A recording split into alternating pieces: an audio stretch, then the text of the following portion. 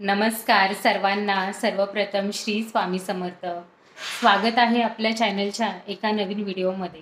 तर आजच्या व्हिडिओमध्ये मी तुम्हाला श्री स्वामी समर्थ महाराजांसाठी सुंदर असे नवीन पद्धतीचे वस्त्र शिवून दाखवणार आहे आणि वस्त्र महाराजांना परिधान करून सुद्धा दाखवणार आहे। तर व्हिडिओ शेवटपर्यंत नक्की बघा। व्हिडिओच्या शेवटी तुम्हाला महाराजांना वस्त्र परिधान केल्याच्या नंतर महाराजांचा लूक तुम्हाला बघायला मिळणार आहे। तर आता आपण वस्त्र शिवायला सुरुवात करूया। त्यापूर्वी व्हिडिओ जर तुम्हाला आवडली, हे वस्त्र शिवलेले जर तुम्हाला आवडले तर नक्की व्हिडिओला लाईक करा, शेअर करा आणि चॅनलवरती नवीन असाल तर चॅनलला सबस्क्राईब करा। नवनवीन प्रकारचे वस्त्र मी महाराजांसाठी शिवत असते आणि महाराजांना परिधान करून सुद्धा दाखवत असते। तर हे सगळं तुम्हाला आपल्या चॅनलवरती बघायला मिळणार आहे। तर चॅनलवरती नवीन असाल तर चॅनलला नक्की सबस्क्राईब करा आणि आता आपण महाराजांसाठी वस्त्र शिवायला सुरुवात करूया। चला, समर्थ महाराजांसाठी सुंदर असे वस्त्र शिवायला आपण सुरुवात करूया। तर वस्त्र शिवण्यासाठी बघा, मी वेल्वेटचा लाल रंगाचा कापड घेतलेला आहे। सुंदर असा वेल्वेटचा लाल कलरचा कापड आहे। तर या कापडाची साईज मी किती घेतलेली आहे ती तुम्हाला सांगते। तर बघा, ह्या कापडाची जी उंची आहे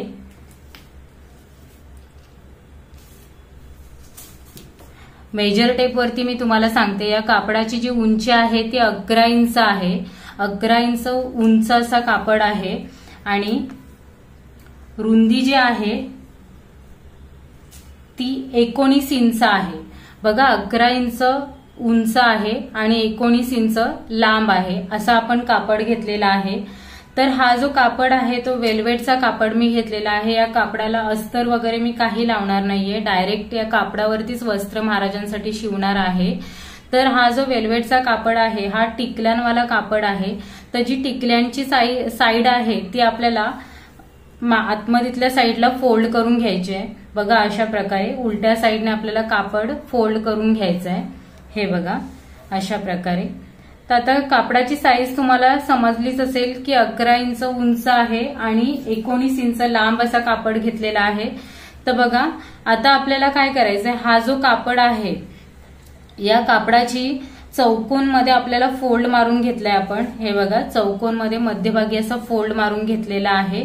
बघू शकता तुम्ही, सरळ बाजू जी आहे ती आतल्या बाजूला आहे आणि वरच्या साईडने मी तुम्हाला दाखवते, म्हणजे उलट्या बाजूने दाखवते। तर आता आपल्याला काय करायचंय, हा जो कापड आहे याला क्रॉस मध्ये आपल्याला कटिंग करायचं। हे बघा, आता हे खालून आपल्याला इथे हे बघा 4 इंच 4.5 इंच घेऊया आपण। 4 इंच वरती आपल्याला असा एक टिक मार्क करून घ्यायचा, म्हणजे जी ओपन बाजू आहे त्या साईडने मी टिक मार्क मारून घेतलेली आहे। आणि हे बघा, ही बंद बाजू आहे। बंद बाजूने मी टिक मार्क मारलेली नाहीये, तर ओपन बाजूने 4.5 इंचावरती मी टिक मारून घेतलेला आहे। आणि इकडे आपल्याला एक 3 इंच, हे बघा 3 इंचावरती आपल्याला इथे टिक मारून घ्यायचंय। 3 इंचावरती आपण टिक मारून घेतलाय आणि इथे क्रॉस मध्ये आपल्याला लाईन मारून घ्यायची आहे। हे बघा, अशा प्रकारे क्रॉस मध्ये ह्या कॉर्नरला आपल्याला लाईन मारून घ्यायची आहे।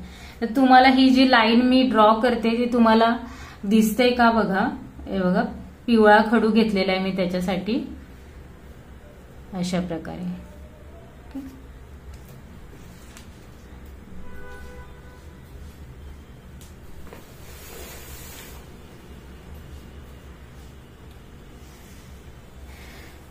आणि आता इथे जो आपला टिक मार्क केलेला आहे हा जो 3 इंचावरचा पॉइंट आहे बघा, इथे 3 इंच मी असं घेतलेलं आहे। वरची जी ओपन साईड आहे तिथे मी सांगते तुम्हाला, वरच्या ओपन साईडने 3 इंचावरती मी टिक मार्क करून घेतलं। आणि त्याच्यानंतर हे बघा, आता खाली आपल्याला असं क्रॉस मध्ये घ्यायचंय। क्रॉस मध्ये आपल्याला 4 इंच घ्यायचंय। बघा, क्रॉस मध्ये 4 इंच असं आपल्याला टिक मारून लाईन मारून मी घेतलेली आहे। क्रॉस मध्ये 4 इंच घेतलेले आहे। बघा, वरचा जो 3चा पॉइंट आहे तिथून खाली 4 इंचावरती क्रॉस मध्ये मी अशी लाईन मारून घेतलेली आहे। आता ह्या कापडाची आपल्याला कटिंग करून घ्यायची आहे, तर मी डायरेक्ट कापडावरती कटिंग मारून घेते। हे बघा,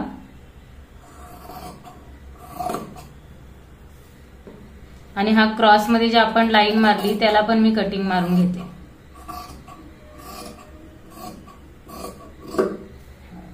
अशा प्रकारे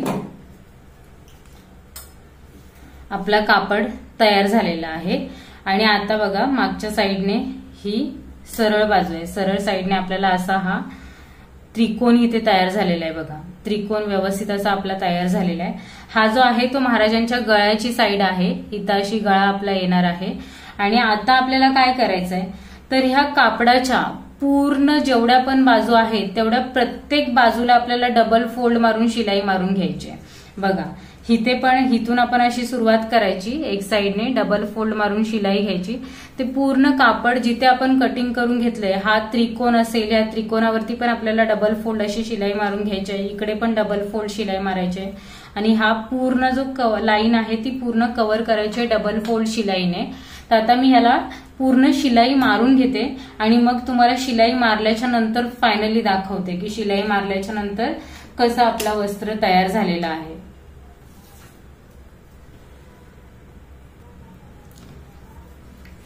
तर बघा पूर्ण सुंदर अशी व्यवस्थित आपली डबल फोल्ड मारून शिलाई झालेली आहे. बघू शकता मागच्या साईडने फिनिशिंग पण तुम्ही बघू शकता. व्यवस्थित असा त्रिकोण पण आपला आलेला आहे. त्रिकोणला जेव्हा आपण शिलाई मारतो तेव्हा शिलाई जेव्हा इथे येते ना तेव्हा एक इथे मध्ये कट मारून घ्यायचा उभा आणि मग इथे फोल्ड मारून शिलाई मारायची आणि नंतर दुसऱ्या साईड पासून अशी शिलाई परत मारायला सुरुवात करायची, म्हणजे व्यवस्थित असा त्रिकोणी आकार आपला येतो इथे. बघा सुंदर अशी शिलाई मारून झालेली आहे. त्याच्यानंतर आता आपल्याला काय करायचंय तर एक लेस लावून घ्यायची आहे. तर मी आता गोल्डन कलरची लेस लावून घेते. माझ्याकडे गोल्डन कलरची सुंदर अशी लेस आहे. तर बघा ती लेस लावून घेते. तर आता लेस आपल्याला कुठे कुठे लावायची आहे तर हा जो त्रिकोणी जो आपण शेप दिलेला आहे ह्या त्रिकोणी शेपला इथे अशी धरून एक लेस लावून घ्यायची आहे. आणि खालची जी बाजू आहे म्हणजे जी सरळ बाजू आहे त्या सरळ बाजूवरती आपल्याला लेस लावून घ्यायची आहे. ह्या दोनच साईडला आपल्याला लेस लावून घ्यायच्या आहेत. आणि लेस मी आता लावून घेते आणि मग तुम्हाला दाखवते. तर बघा सुंदर अशी लेस लावून आपले तयार झालेले आहेत वस्त्र. आणि वस्त्रांचा लुक खरंच खूप सुंदर येतोय. आणि लाल रंगावरती ही गोल्डन कलरची लेस खूप छान उठून दिसते. आणि त्रिकोणी जो महाराजांचा गळा आहे म्हणजे असा पुढे येणार आहे तो पण खूप सुंदर दिसतोय. तर आता आपल्याला हे वस्त्र जे आहेत म्हणजे आपण जो लेस वगैरे लावून सगळं रेडी केलेलं आहे त्याला आता आपल्याला जोडून घ्यायचं आहे. तर बघा परत ही जी सरळ बाजू आहे ती आतल्या बाजूला ठेवून आपल्याला असा फोल्ड मारून घ्यायचा आहे. हे बघा अशा प्रकारे फोल्ड मारून घ्यायचा आहे. आणि हे जे दोन टोकं आहेत ते आपल्याला असे समोरासमोर जोडायचे आहेत. हे बघा आणि आपल्याला हिथून असं सरळ वरती म्हणजे जो आपण 4.5 इंच जे वरती आपण घेतलं होतं ते आता शिलाई मारून आता किती इंच झालंय ते मी तुम्हाला सांगते.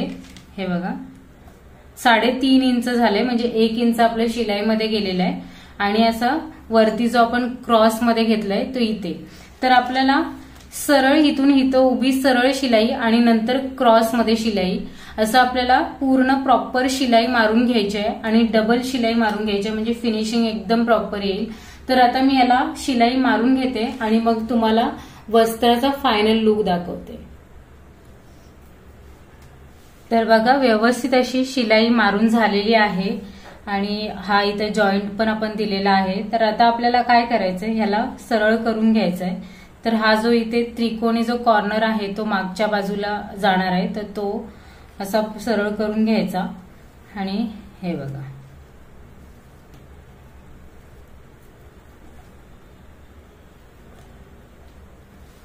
अशा प्रकारे आपले हे वस्त्र तयार झालेले आहेत.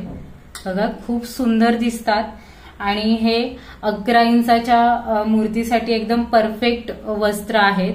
तर महाराजांना हे पायापर्यंत नाही पण मांडीपर्यंत फुल कव्हर करतात हे वस्त्र.